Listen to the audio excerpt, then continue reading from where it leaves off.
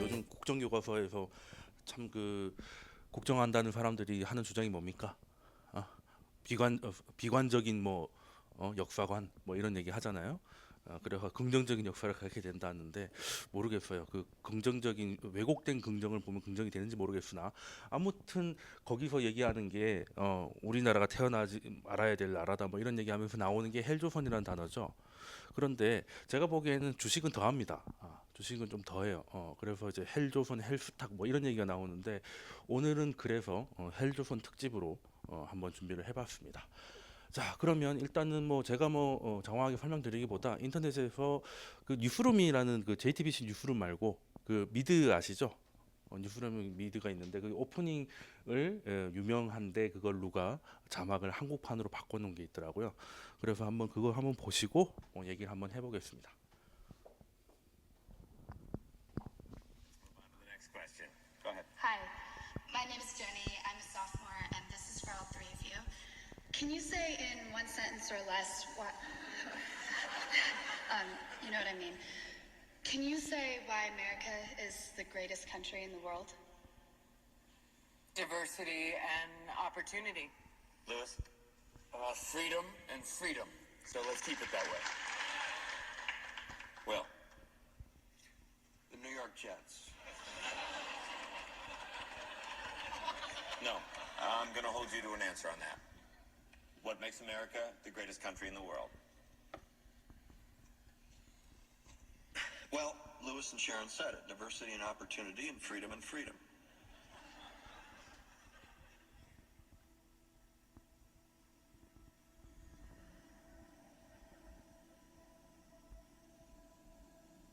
I'm not letting you go back to the airport without answering the question.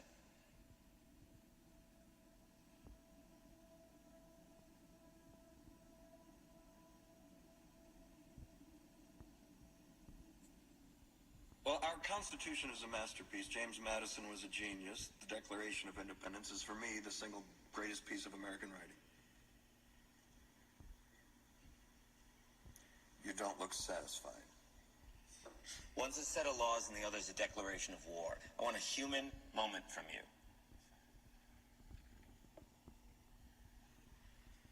What about the people? Why is America Not the greatest country in the world, Professor. That's my answer. You're saying Yes. Let's talk about Fine. Sharon, the NEA is a loser. Yeah, it accounts for a penny out of her paycheck, but he gets to hit you with it anytime he wants. It doesn't cost money. It costs votes. It costs airtime and column inches. You know why people don't like liberals? Because they lose. If liberals are so fucking smart, how come they lose so goddamn always? Hey. And with a straight face, you're going to tell students that America is so star-spangled awesome that we're the only ones in the world who have freedom? Canada has freedom. Japan has freedom. The UK, France, Italy, Germany, Spain, Australia, Belgium has freedom. So 207 sovereign states in the world, like 180 of them have freedom. All right. And yeah, you, sorority girl, just in case you accidentally wander into a voting booth one day, there's some things you should know. And one of them is there is absolutely no evidence to support the statement that we're the greatest country in the world. We're 7th in literacy, 27th in math, 22nd in science, 49th in life expectancy, 178th in infant mortality, 3rd in median household income, number 4 in labor force, and number 4 in exports. We lead the world in only 3 categories: number of incarcerated citizens per capita, number of adults who believe angels are real, and defense spending, where we spend more than the next 26 countries combined, 25 of whom are allies. Now, none of this is the fault of a 20-year-old college student, but you nonetheless are, without a doubt, a member of the worst generation ever. So when you ask what makes us the greatest country in the world, I don't know what the fuck you're talking about. Yosemite?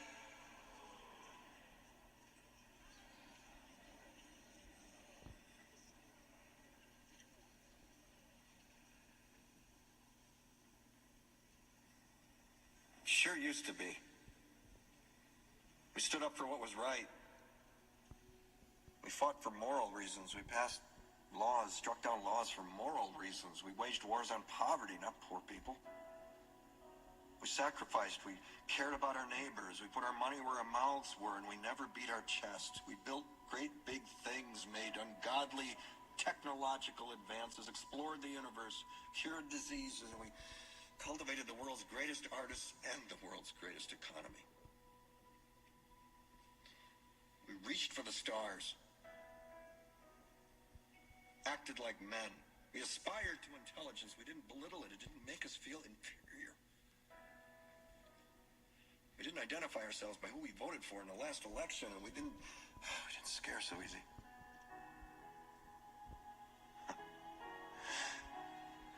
We were able to be all these things and do all these things because we were informed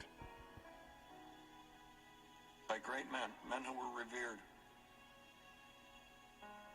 First step in solving any problem is recognizing there is one. America is not the greatest country in the world anymore.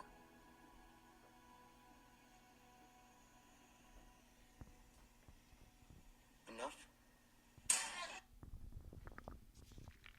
이거 그 미드 원본을 보신 분들은 아마 놀라울 거예요. 싱크로가 장난 아닙니다. 그 보시고 보신 분들은 그냥 그 영어가 조금 약간 되거나 안 되시는 분들은 이렇게 들어보면 그냥 번역을 하신 것처럼 들리실 거예요. 근데 이게 사실 미국보다는 우리에 좀 어울리는 상황이 아닌가 하는데 이거에 대해서 설명을 한번 좀 드려보죠. 원래 우리나라 국민들은 당연히 우리나라에 살고 있기 때문에 한평생 이곳에 살고 있기 때문에 이제 우리 사회를 좀 냉정하게 평가하기가 쉽지 않을 거예요. 그래서 가장 쉬운 방법이 뭐겠습니까? 외부의 눈을 빌리는 거죠. 그래서 제가 추천드리고 싶은 책이 하나 있습니다. 예, 제목에서 모든 게 다 나온 책이 있어요. 기적을 이룬 나라 그리고 기쁨을 잃은 나라라고 되는 게 이 사람이 지금 영국 애널리스트 그 이코노미스트 출신이에요. 그래서 한국에 왔다가 2002년 월드컵을 보고 세상에 이런 나라가 있구나 해서 이제 자리를 잡았다가 지금 이제 그 하우스 브로이 같은 거 아시죠? 맥주 해가지고 지금 하고 있어요. 얼마 전에 JTBC에서 나와가지고도 인터뷰를 했는데 놀라운 그 통찰을 보인 적이 있는데 이 사람이 본 게 한국의 문화는 뭐냐 했더니 비교와 경쟁이더라는 거예요. 우리나라 학교에서 요즘도 그런지 모르겠습니다만 우리나라 학교에서 가장 놀라운 현상 중에 하나가 그 예전에 EBS 다큐멘터리에서 한국계 이제 애들이 다시 한국으로 와가지고 이제 다큐멘터리 찍은 교육에 관련된 거. 그래서 제일 놀라운 것 중에 하나가 어느 반을 들어가든 여기서 1등이 누구냐면 모든 반 아이들이 반에서 1등이 누군지 알고 있다는 거예요. 그러니까 전 세계 어떤 나라도 성적은 다 있습니다. 근데 등수를 다 알고 있는 사람은 없어요. 그러니까 우리는 처음에 날 때부터 경쟁을 한다는 거지. 그리고 또 재밌는 거는 우리나라 사람들은 혈액형을 다 알고 있어요. 외국 사람들은 어디 가서 헌혈할 일 없으면 혈액형을 알 일이 없습니다. 왜겠습니까 이게? 군번줄 보시면 돼요. 그 남자분들 군번줄 보면 이름하고 군번하고 또 뭐가 있습니까? 혈액형이 찍혀 있어요. 왜 그게 있을까요? 전쟁 나면 수혈해야 되니까. 그러다 보니까 우리나라 무슨 독재에서 군사 독재죠. 그리고 국민을 군인으로 본 거죠. 초등학생 혈액형이 뭐가 그렇게 중요한지 모르겠는데 그래서 혈액형 관련 성격이 일본하고 한국에서 되게 유행했던 이유가 모두가 알고 있기 때문에 뭐 그런 것도 있는데 다시 본론으로 돌아오면 그래서 우리나라는 좀 늘 비교하고 그 사람들 사이에서 경쟁을 하면서 늘 비교하고 거기서 기쁨을 느끼든 절망을 느끼든 한다는 거예요. 근데 모든 그 비교의 대상에서 승자는 있을 수가 없잖아요. 뭐 공부를 잘해도 외모가 딸린다든지 이럴 수 있기 때문에 사람들이 늘 스트레스에 좀 쩔어 있어요. 소위 말해서 그런 거고. 그리고 트위터에서 제가 본 것 중에 좀 괜찮은 게 있어가지고 제가 캡처를 해왔는데요. 그 우리나라 출산율이 6.25 전쟁 때보다 낮다는 건 알고 계실 거예요. 6.25 전쟁 때도 2가 넘어갔습니다. 근데 지금 1.4 정도 되죠. 많이 올라간 게 1.4예요. 자, 그럼 왜 이런 일이 벌어졌을까? 결혼 안 하려고 출산율을 낮아서 나라 망하는 게 답인 것 같다. 차라리. 왜 그러냐면 하다못해 동물들도 가뭄이 들고 해서 먹을 게 없고 하면은 산화 제한을 해요. 짐승들도 그 새끼들이 태어나서 살 길이 없어 보이면 잘 안 놓는단 말이에요. 그 인간도 마찬가지라는 거죠. 쉽게 말해서 뭐 경제적으로 불안하니까 차라리 다른 아이 같은 경우 집은 안 되면 팔기라도 하지 자녀를 어떻게 하겠습니까? 그러니까 살만한 환경이 안 된다는 걸 정확하게 보여주고 있다는 거예요. 그리고 특히 요즘에 뭐 사실 출산율 낮아진 건 최근 들어서 문제는 아닌데 요즘 들어서 얘기가 또 많이 나오고 헬조선 얘기가 많이 나온 이유가 우리나라의 사람들의 문화는 그 국가라는 것이 개인보다 앞서 있는 경우가 많아요. 보통 그렇지 않습니까? 큰일 해야 된다 뭐 이런 식으로 해가지고 그 뭔가 단체나 조직을 앞세우지 그 사이에 개인을 우선시하지 않는단 말이에요. 예. 우리 집안을 위해서 뭐 이런 말들이 되게 상식적으로 받아들여진단 말이죠. 그리고 회사를 위해서 뭐. 우리나라 회사의 가장 재밌는 것 중에 하나가 뭡니까? 회식이잖아요. 기업이 가정이기 때문에 가정하면 식구잖아요. 식구가 뭐예요? 같이 밥 먹는 식구들이잖아요. 그러니까 회식, 그럼 밥을 주는 거예요. 외국 그럼 차라리 돈을 줄 것이지. 그럼 알아서 사 먹을 텐데, 그죠? 예전에 유명한 얘기 있지 않습니까? 뭐 두산 관련 회사였던 것 같은데 이제 거기 이제 프로젝트가 시작되면 절반은 한국 사람이고 절반은 이제 외국에서 이렇게 엔지니어들이 와가지고 프로젝트를 만들어가지고 하나씩 해나가는 거야. 자 그런데 이제 사업단이 만들어졌으니까 우리나라 특징이 일단 모여서 한잔 해야 되잖아요. 그래서 이제 퇴근하고 회식을 했는데 외국 애들이 그걸 이해를 못하는 거지. 왜 퇴근하고 왜 우리를 무조건 오라고 하냐. 그런데 어르고 달래가지고 결국 다 데리고 왔어요. 그래서 밥 먹고 술 마시고 집에 갔는데 그 다음에 외국 출신 회사원들은 다 이제 시간외 근무 수당을 청구한 거죠. 일했다고 생각한 거지. 그래서 그게 법원까지 갑니다. 법원까지 갔어요. 결론이 어떻게 났을까? 한국계 직원은 그냥 밥 먹었으니까 됐고 외국계 직원들은 수당 줘라고 결론 났어요. 그러니까 뭐 그게 그 정도로 사회 저번에 받아들여져 있다는 건데 뭐 그게 꼭 나쁜 건 아니에요. 그런데 문제는 그 국가, 그 가정, 그 기업이 우리를 뭔가 그 권위를 가지고 우리 개개인들을 지켜주려고 할 때는 그게 괜찮은데 그렇잖아요. 우리 예전에 그거 외웠죠. 우리는 국가적 사명을 띠고 뭐 이상한 거 외웠잖아요. 우리가 사명을 띠고 태어난 사람이 어디 있습니까? 어쩌다 보니까 태어난 거지. 그렇지 않습니까? 아버지의 객기와 엄마의 방관이 나를 만들지 않았나. 보통 그렇지 않습니까? 뭐 대단한 사명을 띠고 태어나겠어요. 기왕 태어난 거 뭔가 한번 해보자고 사명을 띌 수는 있으나 그리고 마치 그거는 국가적인 뭔가를 해야 된다라는 건데 사실 그러면 국가는 우리를 위해서 그렇게 만들어 놓은 국가 그렇게 지켜놓은 국가는 과연 개개인들을 지켜주고 있느냐? 그게 아니라는 거죠. 지금 최근 들어서 특히 지금 박근혜 대통령이 되고 나서 그게 왜 그런지 모르겠습니다만 국민들이 그렇게 신나는 일이 별로 없었어요. 그죠? 월드컵 때도 노무현 대통령이 그걸 한 건 아니지만 그래도 같이 한번 뭐 뛰고 이런 좋은 일 나쁜 일이 왔다 갔다 하면 생겼었습니다. 물론 그때도 효순이 이선희 사건이 터져가지고 분노도 하고 했었죠. 근데 좋은 일 있고 나쁜 일 이번에는 이상하게 울 일이 많아요. 그죠? 최근에는 그렇지 않습니까?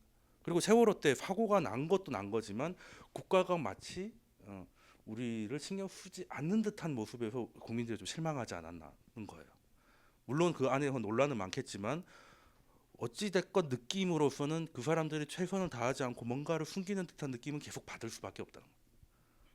그랬더니 이 유명한 지금 유럽의 최대 고민이 뭐예요? 난민 문제잖아요.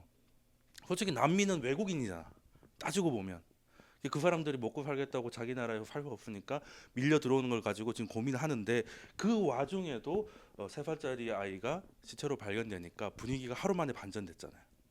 물론 그걸로 해결된 건 아닙니다. 그래도 뭐 가장 경계하던 영국이나 이런 데서도 조금 더 받아들이겠다라든지 이런 분위기라도 만들어졌는데 우리나라는 300명이 자국민이 죽어도 눈도 깜짝하지 않는다. 그러면 우리가 뭐 하러 지금까지처럼 조직과 국가를 위해서 할 필요가 뭐가 있나? 우리의 삶은 무엇인가? 실존적인 고민을 할 수밖에 없지 않느냐는 거예요. 뭐하러 한 거냐?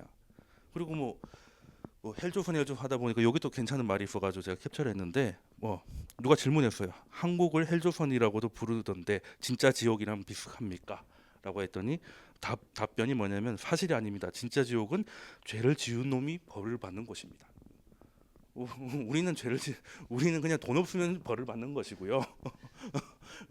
그리고 돈이 있으면 죄를 지어도 벌을 안 받잖아요. 솔직히 그렇지 않습니까? 예, 그러다 보니까 지금 또 이제 뭐 최근에 나온 장편 소설 중에 한번 시간 되면 한번 읽어보십시오. 읽어보시면 여기서 제가 말씀드리라는 게 나와 있습니다. 그러니까 국가는 뭡니까? 개인이 모여가지고 하나의 조직을 만든 건데 그 조직이 목표가 되고 그 실체인 개인들은 소외되고 있다는 거죠. 그래서 지금 예를 들어서 사람들이 뭐 청년들이 힘들어하고 헬조선이라면 자조적인 섞인 말들이 나오면 왜 그렇게 하는지를 신경 쓰지 않고 너희들이 뭐 그 남 탓한다 나라 탓한다 식으로 소외시키니까 그러니까 이 적어도 이 나라는 나에 대해서는 나에 대해서는 혹은 국민에 대해서는 관심이 없구나. 그렇게 되는 그러다 보니 그러면은 먹고 살 길이라도 있느냐? 당연히 그랬으면 이런 얘기 안 나왔겠죠. 그죠? 자 그러면 그리고 아까 동영상에도 나왔는데 우리나라에서 좀 외국에 나가보면 특히 아시아권에 나가보면 한국에 대한 이미지가 뭐 우리나라 언론에서는 다 전 세계가 케이팝에 춤을 추고 뭐 이러고 있을 줄 아는데 물론 그런 것도 있죠. 그런데 한국 이미지 하면 특히 중국이나 이런 데 가면 한국 여자들은 100% 성형한다고 생각을 해요. 워낙 성형이 본토니까. 제 가장 친한 친구도 중국에 있는데 그래서 이제 중국 교포하고 결혼했어요. 그래서 중국에서 한번 쌍꺼풀 했는데 한국에 오니까 본토였으니까 한 번 더 해야겠다 뭐 이런 얘기를 하는 거. 그러니까 여기가 이제 본점이라는 거죠. 실제 그런 게 아까 자막에서도 확인하셨겠지만 전 세계에서 성형 수술이 100건 이루어지면 그중에 70건이 한국에서 일어나요. 그중에 그 70건 중에 49개가 강남에서 이루어집니다. 놀라운 일인 거죠. 근데 왜 우리 외국 여자들은 못생겨도 되고 한국 여자만 예쁘고 싶어하는 욕구가 있느냐? 그건 아니겠죠. 똑같겠죠. 왜 그렇겠습니까? 이것도 경쟁이에요. 하다 안 되니까 예쁘기라도 해야 되는 거예요. 뭐 다른 방법이 있으면 다른 방법으로 했겠죠. 뭐 학력을 키운다든지 뭐 다른 능력을 키운다든지 했으면 되는데 그것도 사실 이제는 분별력이 별로 없어지니까 이제 외모 쪽으로 가는 거예요. 그래서 요즘 또 재밌어진 게 뭐예요?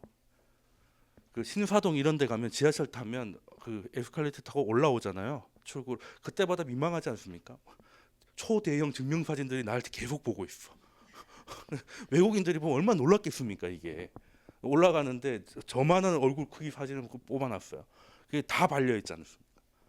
그리고 그 정말 높은 빌딩들이 전부 다 성형외과라는 게 심지어 잘 되고 있잖아요. 심지어 잘 되고 있고 그리고 또 변화가 뭐냐면 예전에는 한 성공한 여자들 비포 애프터가 쫙 붙어 있으면 이제는 한 칸은 남자로 바뀌었어요. 이제 여자는 할 여자는 다 했다는 거지 쉽게 말해서. 그게 뭐겠어요. 특히 우리는 다민족 국가가 아니죠. 생긴 게 다 고만고만합니다. 차라리 미국처럼 아예 인종이 달라버리면 미의 기준이 조금 여러 개 있을 수 있잖아요. 그래서 뭐 이런 사람은 이런 스타일을 추구하고 저런 사람은 저런 스타일을 추구할 수 있는데 우리는 다 똑같이 생겼다 보니까 그냥 미의 기준이 같아지는 거예요. 그래서 예뻐지는 게 아니고 비싼 돈 들여서 닮아지고 있지 않습니까? 그렇게 되다 보니 더 심해진 것 같다. 더 심해진 것 같다는 거예요. 그러니 우리나라에서 제대로 대접받고 살려면 말 그대로 뼈를 깎는 고통까지 감수를 해야 되냐? 뭐 그렇게 되는 거죠. 자 그러면 이런 경쟁이라는 게 우리나라에만 있느냐? 그건 당연히 아니죠. 그런데 우리나라에서 조금 잔인해진 이유는 역사적 근거가 제가 보기에는 한 2개 정도가 있다는 겁니다. 경제사에서. 그래서 뭐 우리나라 지금 역사가 핫하긴 한데 보통 역사라고 하면 사실주의 역사 뭐냐 쭉 외우는 거 있잖아요. 우리 역사 시험치는 뭐였습니까? 사건 쫙 해놓고 기억년 뒷글리를 해가지고 순서별로 제대로 한 것은 뭐 이런 거 해가지고 정말 재미없게 가르쳐주잖아요. 역사라는 게 얼마나 재밌는 건데. 자 그러면 경제사를 기준으로 한번 역사를 한번 보겠습니다. 시점을 경제사로 보면 우리나라에서 한국 전쟁이 끝나고 크게 2가지 사건이 지금의 우리 사회를 만들었다고 저는 생각을 해요. 물론 한국 전쟁이 워낙 커서 거기서 이것도 따지고 보면 파생된 거지만 그것까지 얘기하다 보면 이걸 또 얘기해야 되고 저걸 또 얘기해야 되기 때문에 길어지니까 한국 전쟁 이후에서 보겠습니다. 저는 경제개발 2차 계획 여기 몇 차가 있었죠? 몇 차가 있었는데 2차가 좀 중요하다고 봅니다. 왜냐하면 2차 때 우리가 뭘 하겠다고 선언을 합니까? 이때만 해도 우리나라에서 뭐 머리 깎아가지고 가발 만들어 팔고 막 그러던 시절이었어요. 지금 뭐 그 갤럭시 엣지 만드는 그런 거하고 같은 나라가 아니었단 말이죠. 그럼 이때 선언한 게 중화학공으로 가겠다. 그래서 뭐 포항제철 짓겠다. 뭐 이런 식으로 처음으로 선언한 게 요때입니다. 그래서 잘했고 못했고를 떠나서 일단 영향 하나는 끝내줬다. 겁니다. 물론 장점도 있고 부작용도 있었죠. 근데 장점은 잘 아실 거예요. 어쨌든 지금 뭐 소위 말한 대기업이 만들어지는 토대를 마련해서 어쨌든 산업화에 기여했다는 건 굳이 설명 안 드려도 아실 테니까 부작용에 대해서 얘기를 해보죠. 부작용이보다는 어쩔 수 없는 거예요. 당시 우리나라가 지금 크게 고부가 가치를 낼 수가 없으니까 다이소에 파는 물건하고 애플샵에서 파는 물건하고 차이가 있잖아요. 애플샵은 뭐겠습니까? 고부가 가치의 물건을 팔잖아요. 근데 다이소는 그냥 1,000원, 2,000원 싸움이니까 거기서 살아남으려면 뭘 해야겠습니까? 싸게 팔아야죠, 싸게. 근데 싸려면 뭐가 저렴해져야 돼요? 인건비 아니겠습니까? 인건비 아니겠어요? 그러면 인건비를 저렴하게 하려면 월급을 적게 줘야 된다는 말인데 월급을 너무 작게 주면 사람들이 일을 안 하겠죠. 차라리 농사 짓는 게 나을 수도 있겠죠. 그래서 어떻게 합니까? 당시에 추곡 수매 이런 걸 해가지고 쌀값을 통제해요. 나라가 다 사가지고 나라가 이제 푸는 거죠. 그래서 다음에 뵙겠습니다. 네, 그래서 일단 월급이 작아도 그 돈으로 밥을 먹고 살 수 있게만 되면 일은 하겠죠. 그런데 농산물 가격이 싸니까 농사지어서는 답이 없습니다. 그렇게 되는 거죠. 그러면 어떤 구조가 일어나냐면 농촌에선 아무리 농사를 지어도 워낙 가격 통제가 심하기 때문에 제값을 받을 수가 없어가지고 먹고 살 길이 모연해져요. 그러면 농사를 짓고 다 서울로 올라오겠죠. 그렇게 되면 이런 값싼 노동자들이 많이 공급되니까 월급은 계속 낮은 상태예요. 그리고 월급이 또 계속 낮다 보니까 또 이 사람들의 구매력은 또 제한돼 있고 그리고 가격 통제가 계속되기 때문에 시골에선 계속 올라옵니다. 그래서 이걸 뭐 덮기 위해서 뭐 새마을 운동 이런 것도 많이 했습니다만 여기에는 생각보다 많은 희생이 강요되었다. 그거에 대해서는 얘기가 좀 필요하다. 새마을 운동은 잘못했다고 말하기보다는 공과사를 좀 얘기합시다. 이런 얘기 그런 거고요. 그리고 우리나라 하면 또 생각나는 게 부동산에 대한 종교적 믿음이잖아요. 그럴 수밖에 없는 게 여기 사람들이 서울에서 살다가 지금 여기 취업을 했겠습니까? 최소한 절반 이상은 시골에서 올라왔어요. 그럼 시골에서 막 그 돈을 들고 와가지고 이사를 왔겠습니까? 다 그냥 단칸방 뭐 이런 데 아니겠어요? 그러면 이곳에서 집 한 채 마련하는 게 꿈일 수밖에 없겠죠, 경제적으로. 그래서 예전에는 로또가 나오기 전에 뭐였습니까? 주택복권이었잖아요. 우리가 맞을 수 있는 최고의 로또가 그때는 주택이었으니까 지금도 사실 뭐 로또 맞아가지고 괜찮은 아파트 하나 사면 끝나거나 혹은 모자라거나 이렇게 되잖아요. 그러니까 이때는 이게 복권 아파트입니다. 복권 당첨되는 사람이 오는 거. 일주일에 한 번씩 아저씨들이 이렇게 기방에 앉아가지고 기원 같은데 앉아가지고 이게 보던 기억이 어렴풋이 나는데 그래도 이때만 해도 다 힘들었지만 그 동영상 자막에 나왔던 말대로 우리는 가난과 싸웠지 가난한 사람들과 싸우지는 않았다는 거예요. 당시는. 근데 지금 가난한 사람들하고 싸우고 있잖아요. 그렇지 않습니까? 세월호 피해자라든지 이런저런 사람들하고 국민들이 오히려 옆에서 헐뜯고 있죠. 물론 그런 뭐 일베 같은 사람들 국민으로 말하기는 조금 그렇긴 합니다만 어찌 됐건 그렇게 된 거죠. 그래서 지금의 분위기가 만들어졌습니다. 지금이 만들어졌고 그래서 일단 속도 하나는 정말 인정을 한다. 속도 하나는 인정을 하는데 일단 우리는 수도권 과잉이라는 문제 해결하기 힘들어 보이고요. 해결하려는 도전이 있었으나 역시 뭐 거세당했다고 봐야 되죠. 거세당했다고 봐야 됩니다. 그리고 우리나라 고속도로를 보시면 다 위아래로 돼 있습니다. 옆으로 돼 있는 데가 거의 없어요. 그죠? 예전에 그 88 고속도로 그것도 전두환 대통령이 고향이 합천이 아니었으면 만들어지도 않았을 텐데 거기는 이제 고속도로인 줄 알고 고속도로를 가면 국도 같은 게 계속 심지어 고속도로에 비보호 좌회전이 있습니다. 놀라운 일인 거죠. 서울 외곽 고속도로에 비보호 좌회전 한번 해보십시오. 한 3시간 동안 못 갈걸요. 그런데 그만큼 동선은 동떨어진 곳으로 돼버렸다는 거야. 다 그냥 중부 내륙 뭐 경부고 다 위아래지 않습니까? 그렇게 된 거예요. 그래서 거기서 약간 비껴 있는 강원이나 전라도 같은 데는 소외가 일어날 수밖에 없었다. 자, 그러면 뭐든지 급하게 먹으면 최악의 마련이죠. 경제 발전도 돈 많이 버는 것도 빨리 벌면 좋겠지만 빨리 벌다 보니까 문제가 발생합니다. 그 문제가 골마골마 터진 게 뭐겠습니까? 2차 경제개발 계획 때 선언한 이후로 열심히 달렸고, 그래서 어떻게 보면 사회가 변화를 받아들이기도 힘든 속도로 빨리 달리는 바람에 쌓였던 문제가 터졌던 게 바로 IMF죠. 요걸로 시작해서 요걸로 끝납니다. 근데 사람들은 IMF는 우리가 빚이 달러가 없어가지고 달러를 빌려가지고 결국 열심히 금 모으기 해가지고 갚은 걸로 끝난 줄 아시는데 그렇게 단순한 얘기 아니에요. 그렇게 단순한 얘기 아니고 그때 우리가 얼마 빌렸습니까? IMF한테 우리가 얼마가 없어가지고 이 난리를 쳤을까? 약 500억 달러 정도 됩니다. 500억 달러 채 안 되는 걸로 알고 있는데 그 돈이 없어가지고 나라가 없어질 뻔한 거죠.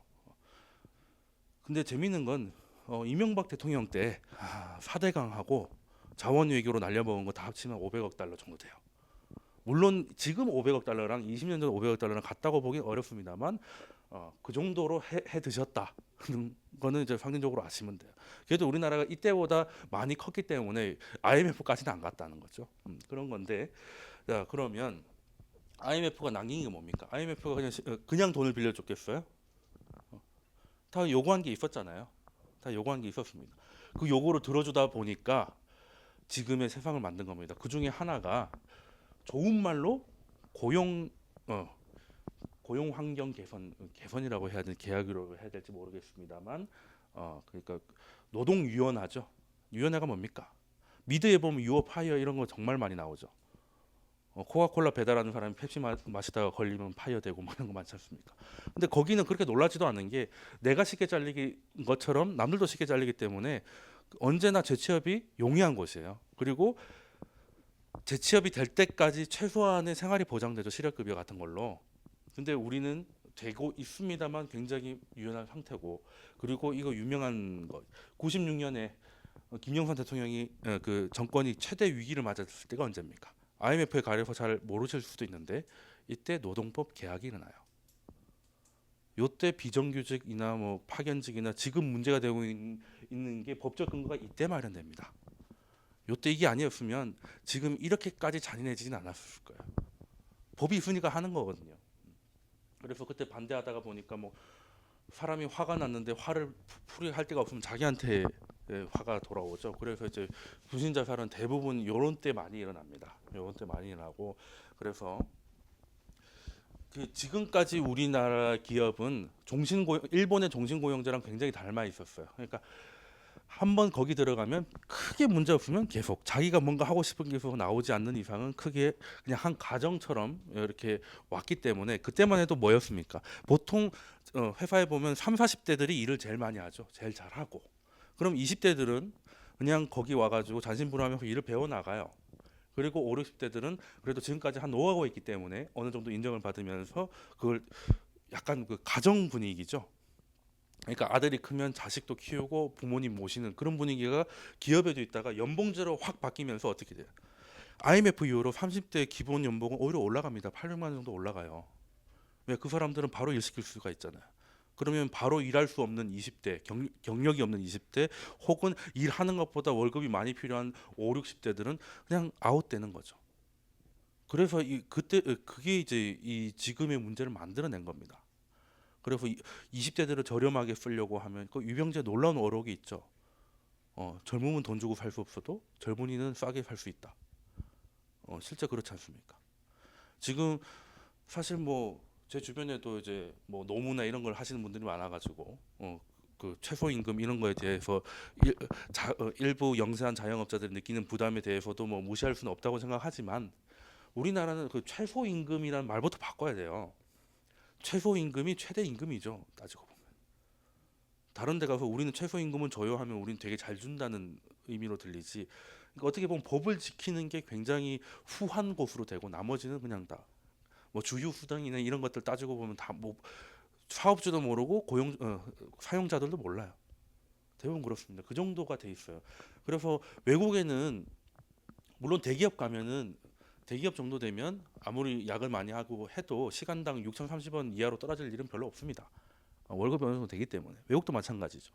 그런데 최소한 아무리 그래도 사람을 썼으면 시간당 이 정도는 줘라는 게 그 최소 임금인데, 그게 지금 젊은 친구들한테 최대 임금이 돼버린 게 너무 잔인한 거죠. 외국도 한 8,000원 정도 한다고 하면 우리보다 별로 안 높네라고 생각할 수도 있는데 8,000원 실제로 받고 일하는 사람 거의 없습니다. 말 그대로 그거보다 밑에 주면 범죄라고 그냥 규정을 해놓은 거지, 진짜 그것만 주라는 건 우리나라밖에 없다고 보시면 돼요.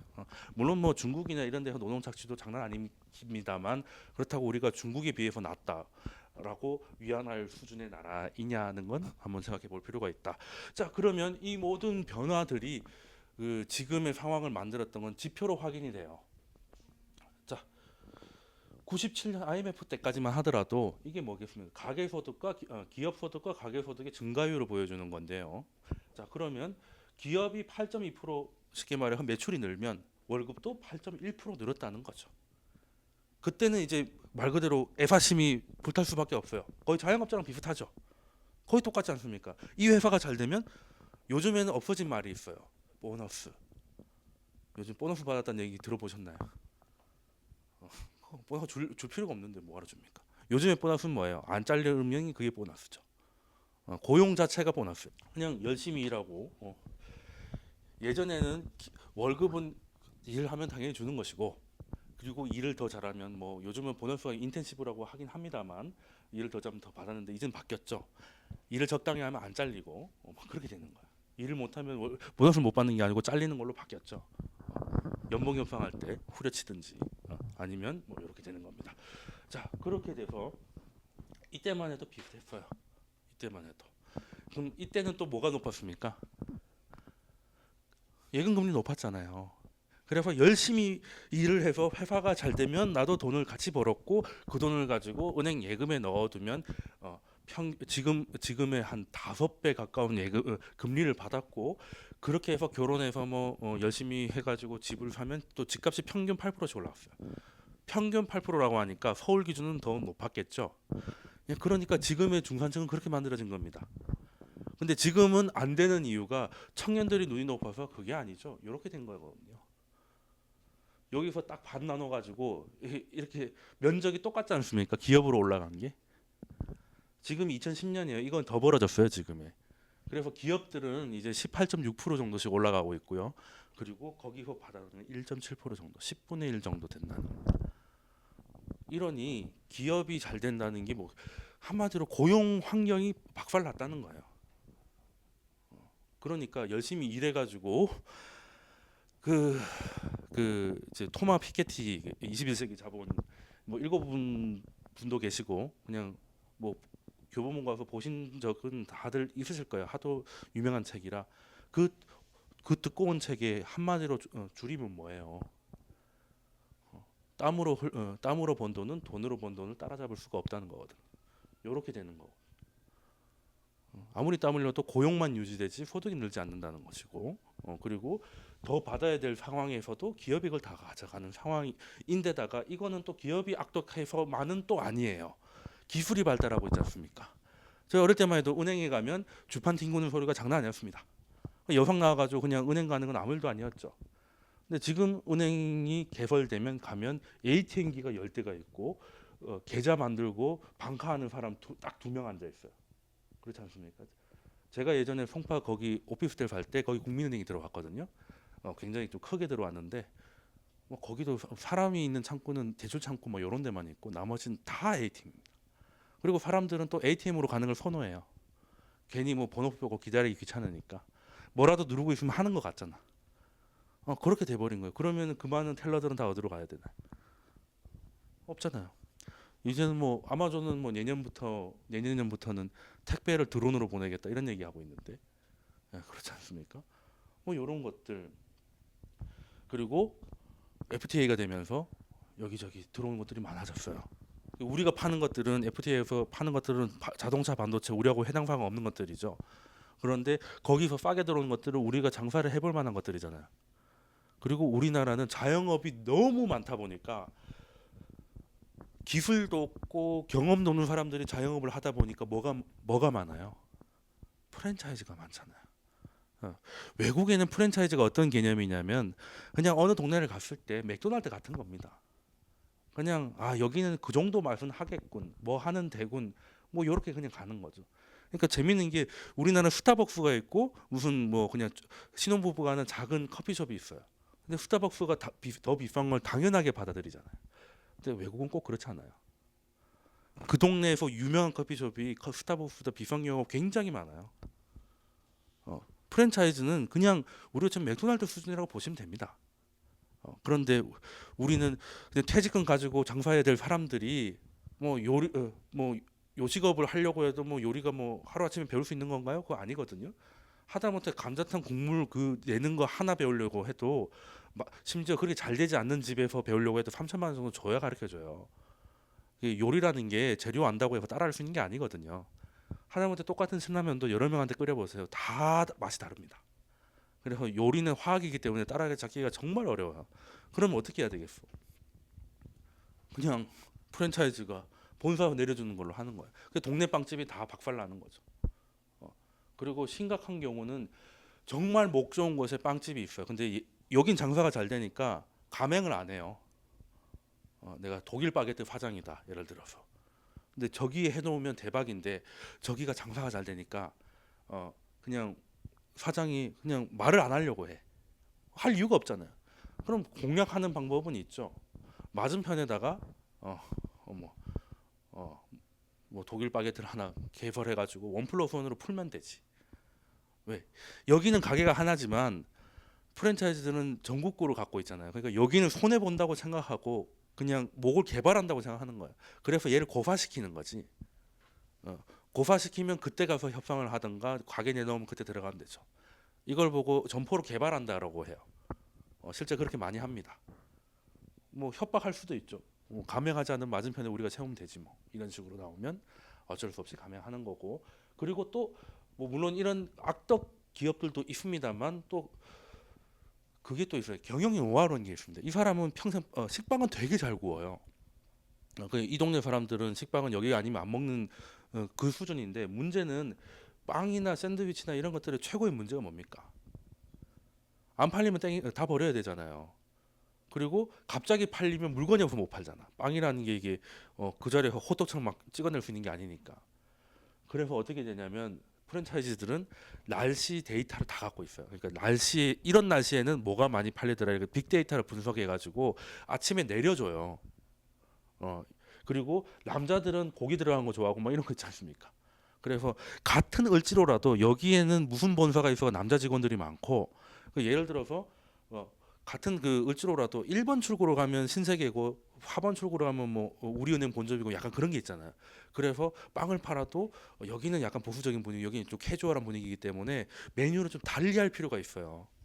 근데 그런 것들을 빅데이터를 조합해 가지고 내려준다니까요. 그럼 그거대로 하면 버리는 게 30% 이상 줄었대요. 30% 이상 덜 버린다는 건 그만큼 세이브가 됐다는 얘기거든요. 매출이 그대로를 하더라도. 그러니까 못 이기는 거지. 이길 수가 없어요. 그리고 뭐 그래서 요즘 망할 줄 알면서도 하는 게 뭐예요? 치킨집하고 커피숍 아닙니까? 왜 그 두 개가 그렇게 많을까요? 우리나라 사람들이 하다못해 하림 닭 쓴다고 여기저기 광고하죠. 하림이 하루에 42만 마리 정도 공급해요. 경기도 시흥 시민이나 구미가 한 40만 명 있어요. 하루에 한 도시만큼 우리가 닭을 먹어요. 모구촌도 있잖아요. 다 합치면 한 송파구민 정도 될 겁니다. 한 60만 마리 정도 되지 않을까. 왜 이렇게 닭이 많을까? 우리나라 닭이 대단하긴 하죠. 닭에다가 이상한 거 바른 나라 우리나라밖에 없습니다. 외국 나가면 KFC밖에 없으니까. 왜 그렇게 됐냐면 재고 관리가 쉬워요. 닭은 주문받아서 튀기면 되잖아. 안 팔리면 적어도 튀겨놨다가 버리는 게 굉장히 작아요. 그 채소 같은 게 거의 없지 않습니까? 다 밀봉돼 있고. 그래서 재고 관리가 수월하고 여러 명이 팔 필요가 없어요. 그래서 이제 그 법적인 것도 있습니다. 법적인 것도. 예를 들어서 5인이 넘어가 버리면 이게 사업적으로 고민해야 될 일이 되게 많아지거든요. 그런데 보통 치킨집은 2~3명이고 배달 알바 1~2명 쓰고 다 가족들이 하기 때문에 가족들이 노동부에 고발할 일은 별로 없지 않습니까? 그래서 그런 거고 커피도 마찬가지예요. 커피 원두 하루 지났다고 다 버리지 않잖아요. 해봐야 샌드위치하고 케이크 그 정도 뭐 그냥 팔던 대로만 팔면 되니까. 그래서 이제 뭐 모든 거리가 마지막 종점은 뭐 닭집 아니면 커피숍이다 이렇게 나오는데 문제는 여기서 나오는 것도 자영업의 과잉이 너무 심하다는 거예요. 근데 그건 여기서도 발견돼요. 예전에는 노하우를 인정받아서 월급을 많이 받던 사람들이 많이 잘리니까 회사들은 돈을 많이 챙기죠. 근데 그 사람들은 얼마 전에 KB 희망퇴직 했지 않습니까? 3억 원씩 받고 나왔어요. 근데 그래도 안 나오려고 버텼습니다. 우리는 3억 좀 한번 해보겠다는 생각이 들기도 하는데 왜냐하면 그 돈 갖고 할 게 없으니까. 그렇지 않습니까? 차라리 월급을 매달 더 받는 게 낫지.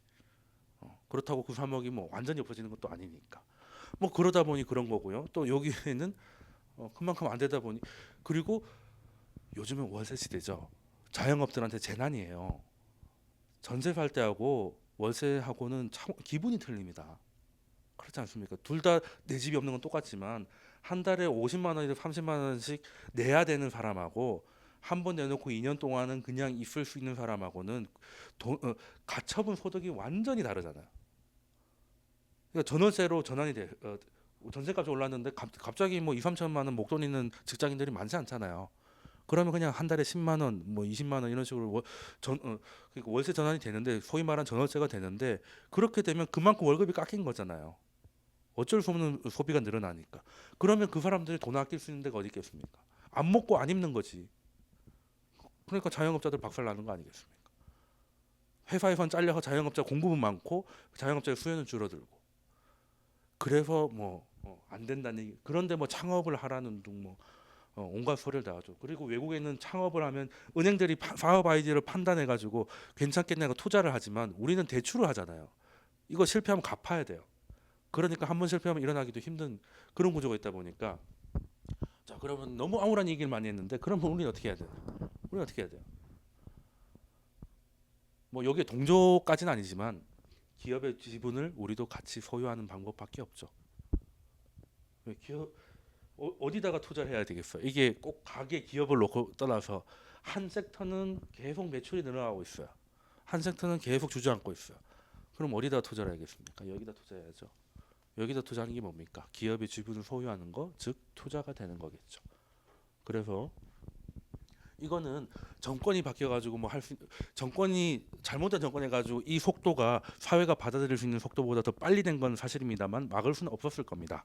자 그러면 그리고 우리나라에서만 발견된 것도 아니고 그렇기 때문에 여기서 살아남는 방법은 어떻게 보면 그래 기업들이 지금 예전하고 다르게 견고한 성장을 하고 있으니 우리도 돈에다가 투자하는 것, 즉 저축이나 이런 것보다는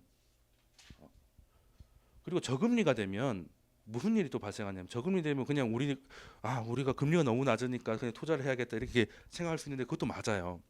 근데 저금리가 돼버리면 어떤 일이 발생하냐면 기업들은 매출 올려가지고 거기서 영업이익을 남기는 것보다 그 대출 받아서 이제 기업을 많이 하니까 금융 비용은 줄어드니까 거기서 기존 기업들이 엄청 유리해져요. 조달 비용이 줄어드니까. 그래서 투자나 이런 것보다는 소위 말하는 돈놀이를 좋아하게 됩니다. 가장 쉬운 방법이 뭐예요? 거의 공짜에 가깝게 돈을 빌려가지고 자사주로 매입해서 태워버려요.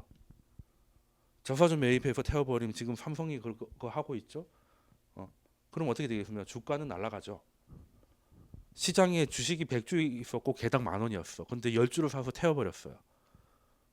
그러면은 자연스럽게 10,000원이 11,000원이 돼야 되잖아요. 그래야 시가총액이 맞잖아.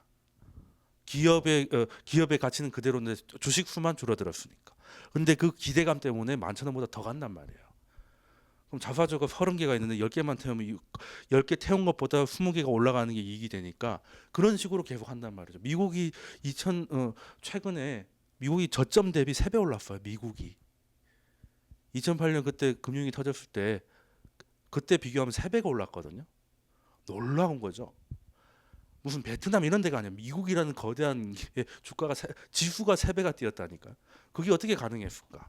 미국 경기 많이 살아났습니다만 그렇다고 2007년처럼 뭐 난리가 났나? 그건 절대 아니거든요. 아직도 논쟁 많아요.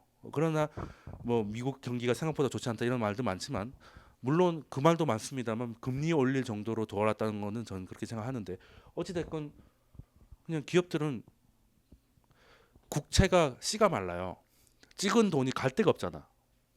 이 메커니즘을 이해해야 돼요. 자, 미국이 됐던 우리가 됐던 중앙은행이 경기가 나빠가지고 돈을 쫙 풀어요. 그러면 그 돈을 가지고 막 쓰겠습니까? 막 은행이 대출을 할까요? 돈을 왜 풀어요? 경기가 엄청 안 좋으니까 돈을 푼 거 아니에요. 그러니까 그 돈 가지고 대출할 수 있는 그렇게 용감한 은행들은 많지 않단 말이죠. 그러면 안전한 걸 사놔야겠지. 안전한 게 뭐예요? 미국 채권 아닙니까? 그럼 또 미국 채권을 사요. 근데 미국 채권이 이제 시장이 없어. 다 팔려고만 하니까. 채권 공급은 그대로인데 돈만 늘어났잖아요. 그래서 채권 가격이 거의 하늘을 찌르고 있어요. 팔려고 해도 뭐 물건도 별로 없고. 그러면 회사채로 가는 수밖에 없죠. 국채가 별로 없으니까. 뭐 애플이나 구글 같이 웬만한 나라보다 더 탄탄해 보이는 기업들의 채권을 사는 거야. 그럼 회사채 가격이 엄청 올라갑니다. 그러니까 소위 말해서 금리가 떨어지죠. 그러면 회사들은 거의 그 시장에서 돈을 조달하는데 거의 공짜 돈으로 조달할 수 있죠. 그 돈 가지고 자사주를 매입해서 또 태워요. 그럼 주가가 또 폭등합니다. 그러면 이 회사가 더 안전해지죠. 돈이 많아졌으니까. 그러면은 또 회사채가 더 수익률이 더 떨어져. 이자가 더 싸져요. 그런 식으로 한 몇 년간 롤링을 했더니 미국이라는 세계 제일 경제 대국이 지수가 3배가 올라간 거예요. 그래서 지금 말이 많은 겁니다. 돈을 찍었더니 실물 경기로 한 15%도 채 안 가고 나머지 것들은 다 그렇게 돼버려가지고 양극화를 조장하는 거 아니냐. 이런 구조가 있었단 말이죠. 우리나라도 이게 없을까요? 당연히 있습니다. 당연히 있고요. 그럼 이걸 어떻게 막아요? 못 막아요. 이게 싫어서 돈 안 찍으면 다 죽는 건데. 그렇지 않습니까? 그러면 막을 수 없다면 우리도 여기서 최소한 우리의 자산을 좀 지켜야 된다는 것이 사실 이 표 하나 가지고도 한 2시간 얘기할 수 있을 것 같은데 아무튼 뭐 이해가 조금 되셨나요? 그래서 자 그러면 또 저금리라는 건 기업 입장에서 설명을 드렸고 우리 입장에서 뭡니까? 기존의 투자 방법이 위협을 받은 거죠. 자, 1%의 힘이라는 게 굉장히 큽니다. 일 시작하셨을 때 다 배우신 거겠지만 7위 법칙 아시죠? 7위 법칙이 뭐예요? 원금 2배 되는 그 계산한 공식이지 않습니까? 자, 3%였다. 3%면 원금 되려면 7위 법칙으로 계산하면 얼마 나옵니까? 24년 나오죠. 24년. 그죠? 72를 3으로 나누면 24가 나오죠. 근데 금리가 떨어져서 2%가 됐어요. 그러면 2배가 되는 기간은 얼마로 늘어납니까? 36년이죠. 11년이 늘어나요. 금리 1% 차이가 이 정도입니다. 그럼 고금리가 되면 좋지 않을까요? 고금리는 절대 안 된다니까요. 왜? 시장이 자사주는 매입해서 소각이라도 하지 현금은 누가 모아서 불을 태우겠습니까? 하다못해 기부를 해도 그 돈이 없어지는 건 아니에요. 좋은 곳으로 갈 뿐이지. 우리한테 돈이 없을 뿐이지 시장에 돈은 많아요. 그리고 은행들도 대출 수요가 많으면 예금 금리를 좀 더 줘서 예금을 모아서 돈을 주겠죠. 은행 입장에선 예금이 부채잖아요. 그죠? 나중에 이자까지 해서 줘야 되니까.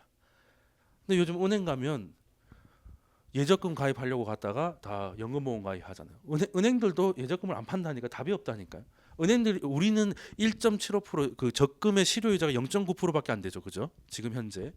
그러면 그것도 어이없다고 생각하는데 은행도 어이없다고 생각해요. 어이없게 비싸다고 생각하는 거예요. 거의 공짜로 가져올 수 있는데 왜 0.9% 이자를 주느냐로 은행은 생각하기 때문에 차라리 보험이나 다른 걸 팔아서 수수료 챙기는 게 낫다고 생각하는 거예요. 그러니 그리고 물가 상승률은 지금 몇 개월째 제로라고 합니다. 그거야 우리가 늘 있는 농산물 물가 이런 거 특히 요즘엔 기름값이 좀 싸니까 그런 건데 실제 우리를 괴롭히는 건 전세라든지 주거 비용이잖아요. 당근 가격이 30% 올라가 죽을 것 같다 이런 얘기 잘 안 하잖아요, 그렇죠? 그러니까 결과적으로 물가는 진정돼 가지고 디플레이션이 걱정되니까 중앙은행이 돈을 더 풀고 있는데 정작 우리한테는 물가가 그대로 있는 것 같지가 않다는 겁니다. 근데 그렇게 해서 돈을 공급하기 때문에 금리는 정상금리는 될 수 있어도 정상금리라고 해봐야 한 2% 중반 정도라고 봅니다. 레벨이 계속 내려와요. 그래서 미국은 이번에 처음에 마이너스 금리 얘기가 나왔잖아요. 제로 금리가 아직 끝나지도 않았는데 마이너스 금리도 얘기가 나올 정도입니다. 유럽은 이미 그렇게 된 지 오래됐죠. 그런 상황이다 보니 여기까지 온 거예요. 여기까지 온 거고 이거는 쉽게 바뀔 그림이 아닌 것 같다는 겁니다. 그래서 여기서 살아남는 방법은 그냥 카지노에서 제가 카지노를 잘 못하면 잘하는 사람한테 얹어 놓으면 같이 계산을 해주잖아요. 그게 이 방법입니다. 그냥 투자를 늘릴 수밖에 없어요. 투자를 늘릴 수밖에 없습니다. 물론 근데 우리나라에는 야바이처럼 투자를 하기 때문에 문제가 많은데 그거는 이제 제대로 된 사람한테 제가 강의를 하고 교육하는 목적이 뭐겠습니까? 다 전문가가 될 수는 없지만 최소한 사자는 골라낼 수 있는 안목을 가지자는 게 제 강의의 목표거든요. 네, 그래서 그 정도만 되면 된다고 보고 지금 다음 섹터가 이제 그건데 이걸 좀 넘어가야 되나? 그냥 한번 해보죠. 한번 보여드린 적도 있긴 한데 지금 우리나라를 이제 외국에서 한번 평가한 적이 있습니다. 그 맥킨지라는 컨설팅 회사가 있는데 거기서 이제 IMF를 뭐 예고했다기보다는 뭐 그렇습니다만 어쨌든 한국이 위험하다는 걸 해가지고 딱 들어맞은 적이 있었죠. 뭐 많이 틀리기도 했습니다만 거기서 17년 만에 한국에 대한 보고서를 다시 낸 적이 있어요. 그래서 처음 오시는 분들이 있으니까 한번 설명을 드릴 건데 이 보고서는 그때 강남 스타일이 엄청 유행할 때였습니다. 싸이가. 그래서 보고서 이름이 비욘드 코리안 스타일이라고 나왔는데 사실 내용 볼 것도 없이 사진 내장으로 끝나요. 자, 한국은 어떤 사회입니까? 철저한 가족 중심 사회죠. 외국인들이 보면 폭력에 가까울 정도로 가족들이 서로 가족 구성원들한테 인생에 너무 참견을 많이 해요. 물론 이렇게 말하면 싸가지 없게 들릴 수도 있습니다만 약간 그런 건 사실이죠. 네. 특히 여자분들 같은 경우는 평생 집에서 부모님하고 살다가 결혼해서 다른 집으로 가서 평생 혼자 살아본 적이 한 번도 없는 경우도 많죠. 남자도 마찬가지고. 그러다 보니까 우리는 이제 관계 중심이다. 사회가 관계 중심이고 드라마만 보면 나오죠.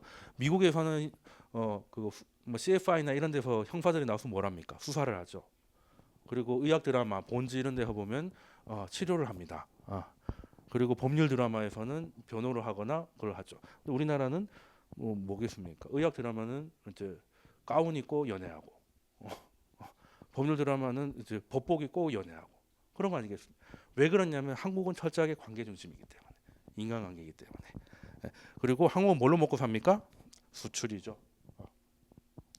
그리고 아이들은 정신없이 공부만 하죠. 그리고 한국을 지금 상징하는 건 다 IT 관련입니다. 솔직히 현대자동차는 아니라고 보여. 현대차는 그 가격대에 쓸만한 차지 삼성전자가 갖고 있는 위상하고는 갖다 대면 안 된다고 생각을 해요. 김연하고 손현재 정도의 차이가 아닐까 싶은데요. 뭐 솔직히 삼성 애플은 라이벌이라고 다 인정을 하지만 그거 뭐 아우디나 뭐 폭스바겐하고 현대가 라이벌이라고 말하는 사람은 없지 않습니까? 현대에서도 그런 얘기는 안 하죠. 자, 보시면 여기서 또 한 게 차라리 우리나라는 IMF 같이 무슨 임진왜란처럼 어느 날 갑자기 위기가 탁 하면 또 결집을 합니다. 또 이럴 때는 다이나믹을 보이죠. 그런데 지금처럼 서서히 말라주고 할 때는 자기들끼리 싸워요. 적이 잘 안 보이기 때문에. 그래서 이런 말을 합니다. 한국인은 눈앞에 닥친 위기는 강한데 서서히 다가오는 위기는 동감해 보인다. 이게 유명하죠. 물을 천천히 끓이면 반신욕 하다가 죽는 개구리 이야기인데 지금 딱 그렇지 않느냐. 지금 이렇게 된 지 사실 오래됐죠. 우리나라 지금 뭐 저성장 기조는 거의 확실해졌고 이거에 대해서는 지금 오히려 이 안에서 서로 싸웁니다. 노사분규가 아니고 노노분규가 됐죠. 정규직과 비정규직 뭐 이런 식으로. 정규직들은 지금 자기들이 가진 특권을 지키기 위해서 오히려 자기들보다 강자가 아닌 약자인 비정규 노조를 탄압한다든가 뭐 이런 식으로 가고 있어요. 그래서 정부는 가만히 있어도 알아서 싸워주고 있으니 얼마나 이쁘겠냐는 겁니다. 그리고 여기서 또 부재가입니다. 아까 우리는 기쁨을 얻고 뭘 이루었다고 했죠? 기적을 이뤘다고 했잖아요. 근데 그 기적이 멈춰버렸어요. 골 때리는 거죠. 이제 더 이상 기쁘지도 않은데 기적도 이루어지지 않으니 아주 골 때립니다. 자, 그러면 한국 사람들은 소위 중산층이라고 하면 요즘 정부의 중산층은 뭐 32평짜리 부채 없는 서울 아파트 소유, 그리고 금융 상품 한 1억 원 정도, 그리고 2000cc 이상의 차량 소유하고 있는 걸 중산층이라고 하는데 뭐 그 정도까지는 아니라도 먹고 사는데 뭐 적당한 수준이라고 보면 연봉 한 6천 이상만 돼도 중산층이라고 봤을 때 이 사람들은 돈을 어디다가 쓰는가 봤더니 여기 혼자 뚝 떨어져 가지고 제일 많이 쓰는 곳이 어디겠습니까? 한국 사람 벌어서 여기다 쓴다. 대출 갚는 거예요. 대출가 뭔 대출이 이렇게 많냐? 가계 대출이죠 뭐. 집 산다고 해서 집 살 때 3개월 무이자 이런 걸로 끊는 사람 정신 나간 사람 없잖아요. 다 기본이 10년입니다. 그리고 원리금까지 들어가 봐요. 돌아버리죠. 자, 그러고도 남은 돈 가지고 또 어디다 씁니까? 사교육비죠. 에듀케이션입니다. 그러니까 이것 때문에 힘드니까 너는 공부를 해가지고 그냥 졸라 잘 살아 이렇게 하다 보니까 다른 데는 돈을 안 써요. 이게 뭐겠습니까? 이거 제일 안 쓰는데 먹는 거예요. 먹는. 그나마 이게 좀 높아질 때가 있으면 연애할 때는 이게 높아지죠. 어쩔 수 없이 먹어야 되니까. 근데 연애라도 안 하면 우리가 흔히 하는 말이 먹고 살려고 이 짓 한다는데 실제로 다 먹고 산 데는 거의 일주일에 하루만 일해도 될 정도로밖에 안 씁니다. 그렇고 나머지 것들은 옹기종기 모여 있어요. 근데 이 두 개가 답이 없으니까 그리고 요 두 개는 같이 가요. 비싼 동네에 사니까 집값이 비쌀 것이고 대출이 많을 것이니까 근데 대치동에 살면서 학원 안 보낼 수 없지 않습니까? 그럴 것 같으면 뭐하러 대치동 살아요? 이 두 개는 같이 가요. 그러니까 집에서는 그냥 쫄쫄이 굶는 거지. 10억짜리 아파트에서. 그렇습니다. 그러다 보니까 대부분이 적자를 하고 있어가지고 이게 문제가 된 거는 되게 오래됐다. 그래 한국의 중산층들은 사실 위로 갈 가능성보다 아래로 가능성이 훨씬 높다는 거죠. 그래서 이거 지금까지는 버티고 있는데 소위 말해서 가계소득이 줄어들고 하면 어떻게 할 것이냐. 이게 문제. 그리고 지금 사교육비 비율입니다. GDP 대비 사교육비 어디서 당연히 우리나라가 1등이죠. 핀란드는 한 푼도 안 써요. 핀란드는 한 푼도 안 씁니다. 이게 빨간 선이 OECD 평균이에요. 근데 호주가 우리랑 조금 비슷하긴 했는데 그래도 차이 많이 나죠. 우리랑 비슷한데 더 잘 사는 일본을 봐도 우리 3분의 1밖에 안 됩니다. 기사 제목이 멋져요. 그들은 특별하기 때문에.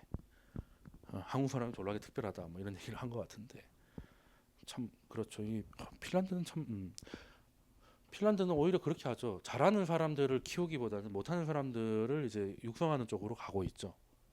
그러니까 나고 자고 하겠다. 우리는 어떻게든 제가 고등학교 다닐 때만 해도 그 학교 그 시멘트 바닥 거기에서 합숙을 시켰어요. 서울연고대반들은. 그래 아침 6시에 구보하고 막 그랬습니다. 독립군도 그렇게는 안 했을 거야. 물론 열심히 하는 거야 뭐라고 할 수는 없습니다만 그 참 좀 그렇다. 그러면 근데 자식농사란 말을 쓰잖아요, 그죠?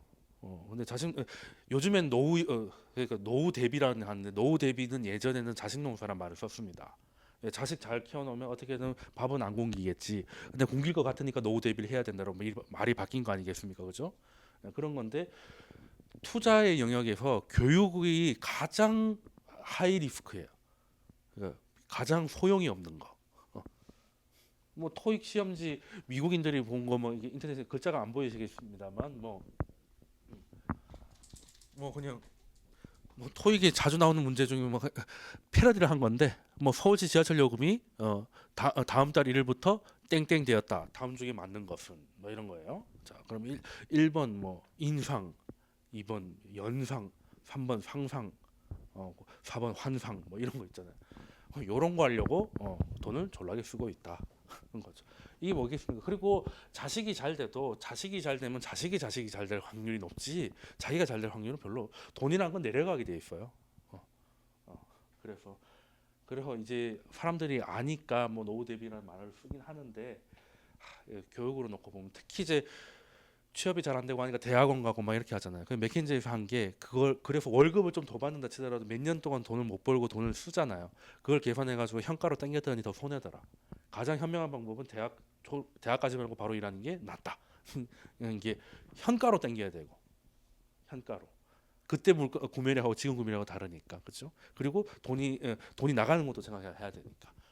그러니까 냉정하게 보면 우리는 정확하게 거꾸로 하고 있다는 거죠. 그래서 결론은 뭐냐? 한국을 떠나라는 겁니다. 근데 저는 불행해요. 한국어로 강의하고 한국어로 글 쓰고 한국어로 책 쓰기 때문에 어디 갈 수가 없습니다. 영어는 이렇게 할 수가 없거든요. 자, 그러면 저랑 비슷할 거예요. 그래도 친구가 있고 부모님이 계신 여기 어떻게든 부대끼고 살고 싶은데 어떻게 박근혜만 바뀌면 좀 살 수 있지 않을까 이런 생각을 하면서 그러면 방법은 뭐가 있겠어요? 돈이 나가면 되죠. 꼭 사람이 나가야 됩니까?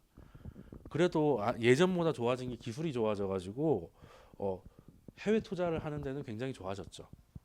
방법을 몰라서 그렇지, 방법이 몰라서 그렇지. 그 사람들이 잘 몰라서 그런데 방법은 의외로 다 돼 있습니다. 안 할 뿐이죠. 근데 또 그런 게 있습니다. 뭐 예전에 보면 임진왜란 때 뭐 그 석고람이 눈물을 흘렸다 뭐 이런 얘기들이 있지 않습니까? 저는 뭐 그런 걸 믿지는 않는데 한 번씩 나라에도 이제 땅의 기운 뭐 이런 게 있지 않습니까? 한 번 좋았으면 한 번 나쁠 때가 된다. 그래서 저는 이제 국운이 다 했다는 말을 그냥 쓰는데 아마 요때가 피크가 아니었나 싶어요. 국보위로가 이렇게 홀랑 주저앉은 건 다 이유가 있을 것이다. 이때만 해도 이명박 대통령이 1년 좀 됐을 때예요. 이렇게까지 사람들이 싫어하지 않았습니다. 실체를 잘 몰랐으니까. 그때 이제 천지신명께서 알려준 거예요. 너희 나라는 이제 끝났다. 라고 상징적으로 홀랑 태운 거 아닌가. 요때부터 나갔어야 돼. 요때부터 나갔어야 되는데, 자 그러면 결론은 뭐냐? 글로벌 자산 배분이 답이라는 겁니다. 답이라는 건데 문제는 그 투자의 당위성도 알겠고 외국으로 나가야 되는 것도 알겠는데 어떻게 해야 됩니까? 그 몰라서 1년이 그냥 천천히 뭐 말라 죽을래요 이렇게 생각하시는 분들이 지금도 많아요. 지금도 많은데 그래서 제가 몇 년 동안 이렇게 고객들 데리고 해오면서 지금 노하우가 있는데 이거 한번 보여드린 적이 있을 겁니다.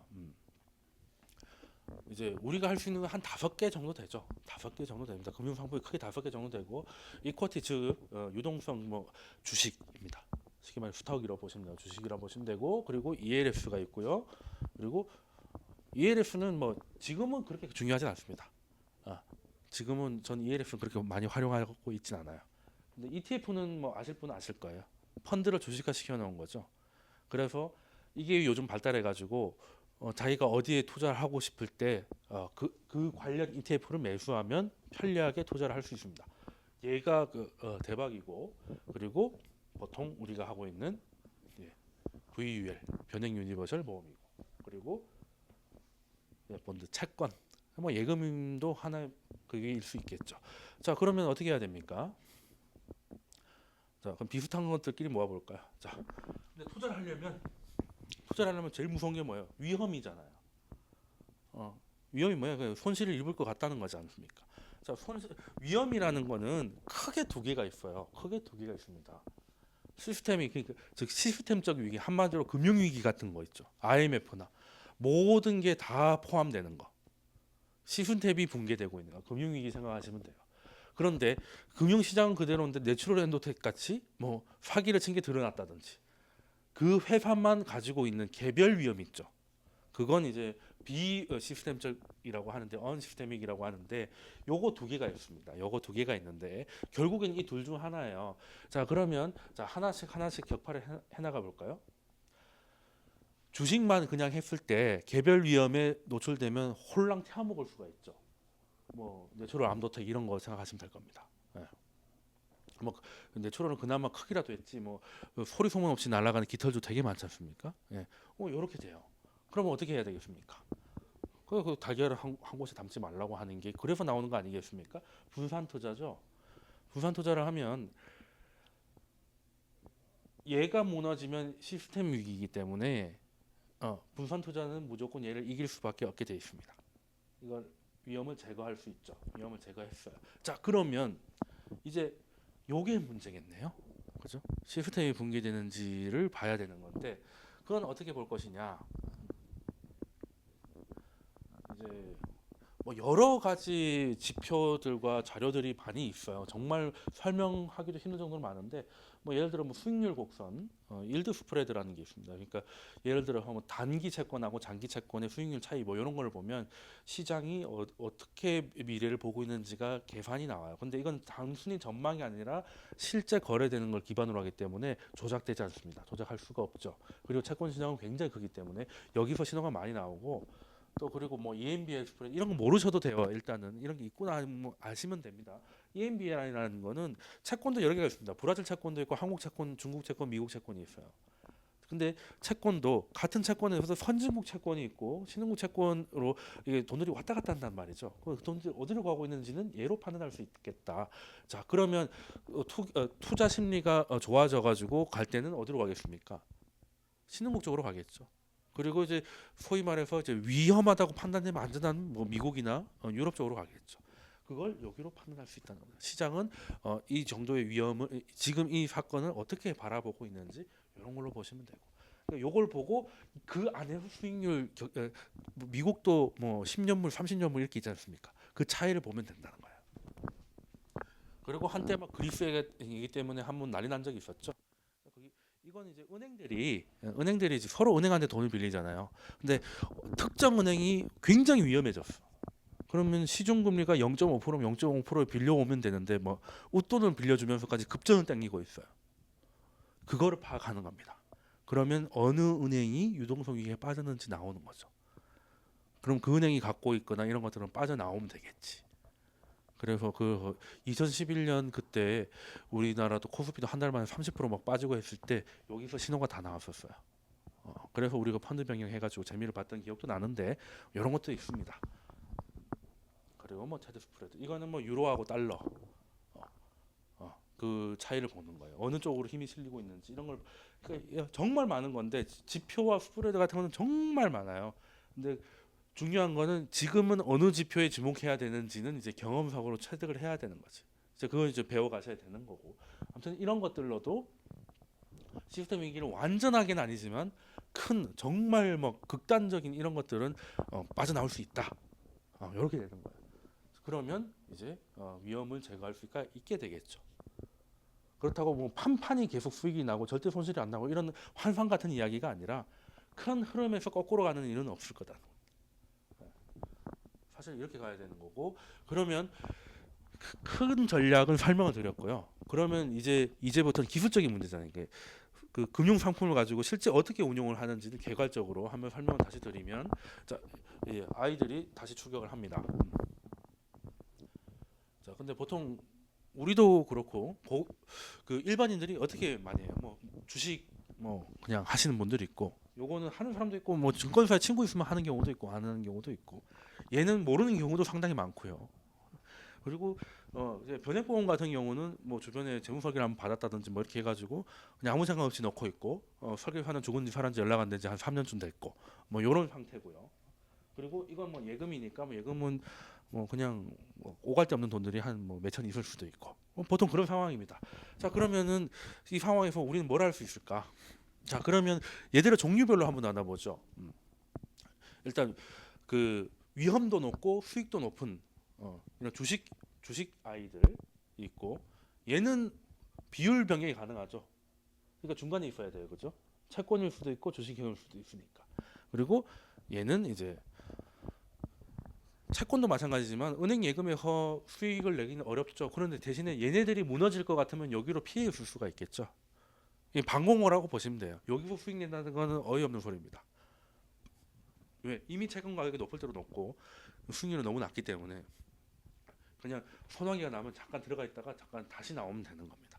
자, 그럼 경기가 나빠질 것 같아요. 경기가 나빠질 것 같습니다. 그럼 어떻게 해야 되겠어요? 여기에 비율을 이렇게 바꾸면 되죠. 채권을 높이면 되잖아요, 그죠? 물론 채권도 국내 채권이고 글로벌 채권이고 있겠지만 일단은 크게 쉽게 설명을 드리면 경기가 나쁠 것 같다. 그냥 얘는 최소화시키고 얘를 늘리면 되죠. 그러다가 다시 바닥을 찍고 시스템적 위기로 번지지 않아가지고 다시 반등을 시작하고 그게 확인됐을 때는 그냥 이렇게 가면 되죠. 여기서 비율을 이렇게 바꾸면 되죠. 그러면 주식은 사실 경험이 좀 필요합니다. 당연하게도. 그리고 우리나라는 제가 지금까지 설명드렸지만 우리나라 증시는 체력이 없어요. 그래서 6개월 동안 꾸물꾸물 올라갔던 게 3, 4일 만에 다 날아가는 일이 너무 많아요. 그렇기 때문에 괜히 헬스탁 이런 얘기 나온 게 아닙니다. 그래서 저도 솔직히 국내 주식 거의 털었어요. 지금은 해외 선물하고 있는데 그래서 얘는 적어도 우리나라가 정상화될 때까지는 좀 빼야겠다는 생각을 하고 있어요. 해외 쪽으로 바꿔야겠다. 어쨌든 그것도 주식은 주식이니까. 해외도 개별 주식은 쉽지 않을 거예요. 시간도 안 맞고 언어도 안 맞고 그리고 정보 제한성이 있어요. 우리가 할 만한 건 다우존스의 뭐 한 30개 기업들 그런 거 있죠. 우리나라 기업처럼 잘 알고 있는 거, 뭐 애플, 구글, 보잉 뭐 이런 거 있죠. 뭐 그런 것들인데, 그러면 변액보험에 한 15개 펀드가 있는데 예를 들어서 어느 특정 세트에 투자를 하고 싶은데 변액보험에는 잘 없어요. 특히 변액보험은 해외 쪽은 뭐 농산물이나 이런 것들은 약간 위험하다고 해서 잘 안 넣는 경우가 좀 있습니다. 좀 보수적으로 하기 때문에. 그러면 어떻게 하면 되겠어요? 평소 때는 지금은 경기가 호황이라고 판단했고 좀 전에는 반대로 판단했잖아요. 그럼 평소에 지금 같이 이도저도 아닐 때는 평소에 여기다가 그냥 비율대로 돈을 모아놓고 있는 겁니다. 모아놓고 있다가 어떤 방향이든 이쪽이든 이쪽이든 방향이 확인되면 방공호로 도망을 가든지 안전지역으로 도망을 가든지 아니면 출격시키면 되죠. 그게 ETF입니다. 중도 인출 되시는 거 아시잖아요, 그죠? 중도 인출 해가지고 ETF를 매수하시면 됩니다. 그래서 저는 이걸 보고 EV 모드라고 해요. ETF하고 VU를 섞어서 간다고. 평소 때는 요거대로 가고 요거대로 하다 보니 지금 미국형이 어느 정도 수주하고 있는데 미국이 좀 더 강력하게 갈 것 같다. 그럼 여기서 중도 인출해가지고 미국에는 ETF가 정말 많거든요. 그러면 레버리지가 아니라 3배짜리가 있어요. 위아래 다 있습니다. 떨어지면 수익 나는 것도 있고 그러면 미국이 더 강할 것 같다. 그러면 절반 정도 뽑아가지고 3배짜리 타면은 속도는 훨씬 빠르겠죠. 그리고 근데 ETF는 계속 가져갈 건 아니에요, 사실은. 특히 레버리지 같은 건 변동성이 크잖아요, 3배니까. 그래서 변동성이 커가지고 오래 장기 투자하면 털릴 수도 있거든요. 그래서 한 파동을 먹고 파동이 끝나면 그냥 매도해가지고 다시 여기다가 추가 납입하는 겁니다. 다른 데 갈 데가 없다면. 보통 얘기하면 그럼 ETF만 하면 되겠냐. 그 정도가 된다면 그 정도 능력이 된다면 그냥 본인이 알아서 하시면 돼요. 본인이 ETF 종류와 매수 매도 시점까지 파악할 정도가 된다면 그냥 본인이 알아서 하시면 됩니다. 주변 분들 좀 도와주시고. 자, 그러면 평소 때는 여기서 재원을 마련했다가 한 번씩 출격시켰다가 왔다 갔다 하면서 여기서 수익이 나는 겁니다. 특히 또 재밌는 게요.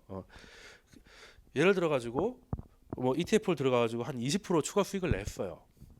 그래서 한 뭐 예를 들어 한 500만 원 정도가 더 벌어졌다 치죠. 그중에 한 200만 원은 없다고 치고 굉장히 위험한 거에다가 한번 모험하는 방법도 있습니다. 그죠? 한 1,500만 원 정도 증거금을 넣어둘 수 있다면, 그러니까 어차피 우리 요즘에 예금 이자 없죠. 예금 한 2천만 원 있는 걸 깨가지고 개인 파생 계좌를 만들어놔요. 1,500만 원 넣어야 되고, 근데 물론 뭐 30시간 교육 받아야 되고, 물론 인터넷으로 합니다만 일단 그게 굉장히 귀찮긴 한데 하나 만들어 놓고 여기서 수익 난 거의 일부분을 그냥 고시리하는 수준으로 파생이 뭐예요? 양쪽으로 다 할 수 있잖아. 그러니까 오늘 급등과 급락에 뭐 로또 하듯이 몇천 원짜리 이런 거 있잖아요. 그런 걸 하나씩 사놓는 겁니다. 안 되면 말고 하다. 근데 어느 날 갑자기 위쪽이다 아래쪽이다 한번 터질 때가 있죠. 그럼 거기서 또 재밌는 수익도 나요. 이렇게 가도 있는 돈을 이렇게 하면 안 되고 수익 난 거에서 일부분은 이런 식으로 해도 여러 가지 방법이 있다는 겁니다. 근데 이거 계좌 만들기가 좀 귀찮긴 한데 뭐 어렵진 않아요. 귀찮을 뿐이지. 뭐 이런 방법도 있습니다. 이거는 시장이 그냥 양매수하면 되잖아요. 양쪽에 다 걸면 되지. 뭐 혹시 알아 자고 일어났는데 9.12 또 터지면 대박 나는 거지. 보통 50만 프로 정도 터져요. 그렇게 되면. 그렇게 해가지고 1,000원짜리가 5천만 원 된 적이 있습니다. 물론 그런 거는 자주는 없겠지만 뭐 그냥 로또보다는 낫다고 봐요. 로또보다는 확률이 높다고 봅니다. 뭐 그런 방법들 여기에다가 EV에다가 거기에다가 플러스 옵션도 가능하다는 거고, 그리고 하려고 하면 정말 할 일은 정말 많아요. 그래서 그 영상을 보시는 분들이나 아니면 이렇게 앉아 계시는 분들도 요것도 요거지만 요걸 공부하다 보면 또 이 아이를 같이 볼 수 있습니다. 경기 흐름을 보는 거잖아요. 얘는 알고 얘는 모른다 말이 안 돼요. 어차피 같은 시장에 들어가는 거기 때문에 얘는 좀 더 정밀 타격을 하는 거고 얘는 큰 흐름을 가져가는 거예요. 자, 그러면 최근에는 저랑 고객들이 뭐 하고 노는지 설명 한번 드리고 마무리할게요. 자, 일단은 VUL 변액보험에서 지금 유럽하고 미국을 하고 있는데 이게 벤치마킹이죠. 그러니까 보험사들이 직접 펀드를 운영하는 게 아니라 그 돈을 모아가지고 또 펀드에 가입하는 형태가 대부분입니다. 펀드 오브 펀드인 경우죠. 그러면 변액보험 같은 경우는 뭐 운영 보고서도 3달에 한 번 나오고 뭐 협회 들어가면 어처구니 없게 뭐 되게 불편하게 돼 있잖아요. 그래서 벤치마크 펀드를 파악해가지고 그거를 바로 실시간으로 보면 됩니다. 제가 취급하는 회사의 미국 주식형인 벤치마크는 S&P 100, 보통 S&P 500을 많이 아실 텐데 여기는 거기서도 진짜 우리 대형주 뭐 삼성 현대 그룹주라고 보시면 되겠네요. 우리로 치면. 자, 요거 들어갑니다. 그 여름에 급락을 한번 했죠, 그때. 근데 그때만 하더라도 이건 시장이 무너질 건 아니다. 그냥 다른 데 갈 데도 없고 미국이 이만큼 빠졌으니 다른 데 더 많이 빠졌거든요. 그래서 움직이지 않았어요. 그랬더니 결국엔 돌아왔습니다. 여기는 돌아왔고요. 그리고 뭐 환율도 요때는 환율이 방어를 해줬는데 요때 환율은 또 이게 좀 떨어지고 해가지고 결국은 쌤쌤이 돼버렸습니다.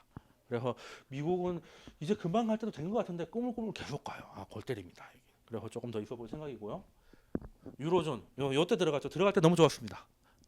근데 그리스하고 막 피곤하게 해가지고 쭉 빠졌다가 지금 들어간 것보다 조금 위에요. 그런데 적립식으로 하신 분들은 여기에 매수 단가가 조금 높아졌기 때문에 이제야 본전이 됐습니다. 지금 한 1년 채 안 되죠. 올해 초에 들어갔으니까 요 정도.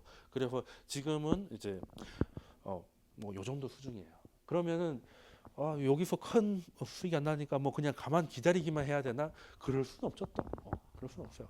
자, 그러면 우리가 빅 이벤트를 앞두고 기다리고 있는데 이벤트가 자꾸 멀어지고 연기되고 멀어지고 있었죠. 그게 뭡니까? 미국의 금리 인상이었어요. 9월 달에 무슨 결론이 나올 줄 알았는데 동결로 결론이 나서 다시 12월 달에 지금 주목하고 있는데, 자, 그러면 미국의 금리가 동결돼 가지고 그 미국의 금리가 올라가면 어떻게 할 건지는 앞에 강의를 먼저 보신 분들이 알으실 것 같고, 그게 8화인가 9화인가 10회 정도 있을 겁니다. 그걸 하고 그러면 신흥국 쪽으로 돈이 가는지는 체크하고 있어요. 자, 제일 중요한 거는 신흥국은 환율입니다. 환율이 제일 중요해요. 왜 신흥국들이 한쪽 안 좋았던 이유 딱 보이죠. 환율 계속 떨어져요. 근데 바닥을 찍고 올라가는가 싶더니 지금 약간 관망세입니다. 관망세고 그 반대에 있는 달러 인덱스도 여름 때 최고조, 뭐 한 5월쯤에 최고조를 찍더니 거기서 거기입니다. 지금. 약하다고 보기는 어렵지만 그렇다고 추세적으로 강한 흐름을 이어가고 있지도 않아요. 그러면 지금은 환율도 어디 방향등을 켜주지 않고 있네요. 그렇죠? 신흥국도 아니고 달러도 아니에요. 그리고 신흥국 중에서 우리는 아시아잖아요. 아시아만 뜯어놓고 보면 똑같은 그림입니다. 요거하고 확대는 해놓은 것 같죠. 그래서 아직은 움직일 정도는 아니다.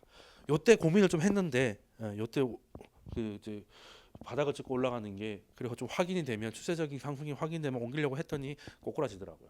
왜냐하면 당장 한 2달 후에 결론이 나는데 굳이 지금 오바를 할 필요 없지 않습니까?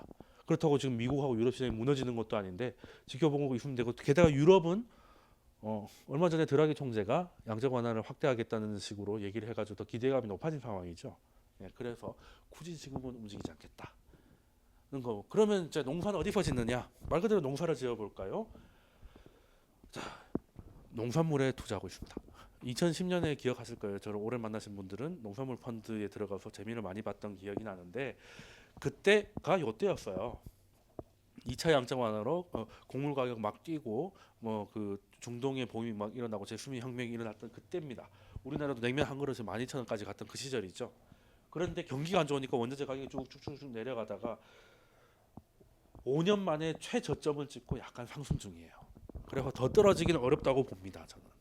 그래서 지금 그 ETF 중에 농산물 펀드를 고객들한테 공식 추천을 해가지고 지금 투자가 들어갔고, 얘는 조금 길게 본 생각이에요. 길게 뭐 요 정도까지는 아니겠지만, 그래서 중도 인출에서 한 20% 정도는 이제 투자를 하는 걸 권유해드리고 있고, 정확한 종목명이나 그 매수 가든 가격대는 이제 카페에 제가 공지를 해뒀으니까 그걸 보시면 될 것 같고요. 그렇습니다. 뭐 따로 알려드릴게요. 만약 하실 것 같으면 하시면 되고. 그래서 이거는 말 그대로 농사입니다. 농사. 그리고 올해가 또 농산물 한 개 가격, 이건 기술적인 이야기고요.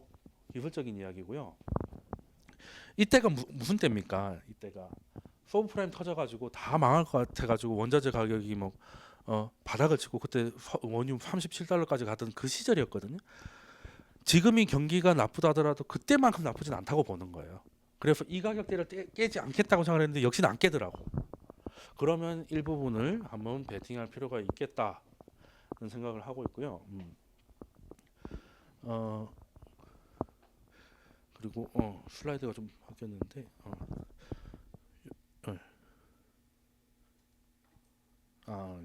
맞군요. 그래서 이런 것도 있고, 특히 이제 또 이제 달러 선물 뭐 레버리지라든가 뭐 이런 지금 현재 ETF는 총 3개가 출격해 있습니다. 차이나 거는 이제 공식 매도를 공지를 했기 때문에 차이나는 장사가 끝났어요. 3천 초반에 들어갔던 게 3,450에서 매도가 다 마무리가 돼서 최근에 또 성공 사례로 나왔습니다. 괜찮죠? 레버리지니까. 그러니까 3,000에서 3,400 정도 됐으면 10몇 프로인데 레버리지니까 20몇 프로가 된 거죠. 그러면 불과 한 3-4달 만에 20% 수익이면 나쁘지 않다고 봅니다.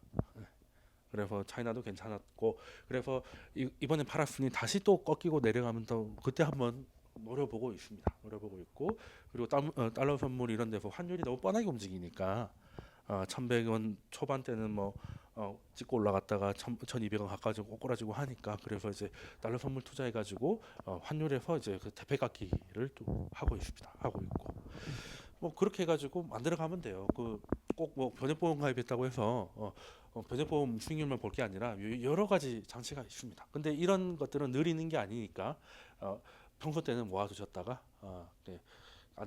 혹시 또 유튜브나 영상 보시고 이렇게 가입하실 분들은 좀 카페를 오셔가지고 물어보고 하세요. 왜냐하면 영상이라는 게 언제 올라갈지 모르고 제가 올린 걸 6개월 후에 볼 수도 있고 하는 거기 때문에 그거를 이제 지금 뭐 막 제가 종목번호 안 불러드린 이유가 그겁니다. 카페에서 확인을 하시고 상담을 받으시고 하시길 바라고요. 왜냐하면 살 때 사더라도 팔 때 수익이 나서 팔아야 되는 거 아니겠습니까, 그렇죠? 그렇기 때문에 그런 거고. 그래서 저희는 그래서 소위 요즘 EV 모드를 좀 강화하고 있습니다. 네. ETF를 활용하면요 해외 투자를 못할 게 없어요. 하다못해 커피 가격이 요즘 괜찮거든요. 커피 가격도 아까 농산물처럼 많이 떨어졌다가 지금 약간 반등을 좀 하고 있습니다. 그래서 커피 투자하는 방법 하면은 뭐가 있겠어요? ETF 있죠, 당연히. 특히 해외 ETF 같은 경우는 거의 불가능이 없다고 보시면 됩니다. 모든 거에 투자할 수 있어요. 모든 거에 투자할 수 있어요. 그래서 이제 근데 그런 거는 이제 아직은 좀 막막하고 하니까 이렇게 좀 도움을 받으시라고 이렇게 제가 지금 강의를 하고 있다는 겁니다. 그래서 사실 이게 뭐 놀라운 게 아니에요. 미국이나 선진국에서는 이런 식의 자산 관리가 굉장히 자리를 잡고 이게 정성인데, 우리나라에서는 이게 아직 시장이 안 돼 있어가지고 굉장히 독특하고 뭐 이렇게 보일 수도 있습니다만 언젠가는 뭐 여기에 자리가 잡을지 않을까 해서 이렇게 준비하고 있습니다. 혹시 질문 있으신가요? 아무 질문이나 괜찮습니다. 네. 네, 네이버에 경제학 1교시라고 검색하시면 있습니다. 네. 네이버 카페 경제학 1교시에서 그냥 검색하면 책 이름이 나오고요. 카페로 들어가시면 됩니다. 그렇게 하시면 되고, 뭐 다른 질문 없으시면 오늘은 여기까지 하도록 하겠습니다. 자, 수고하셨습니다.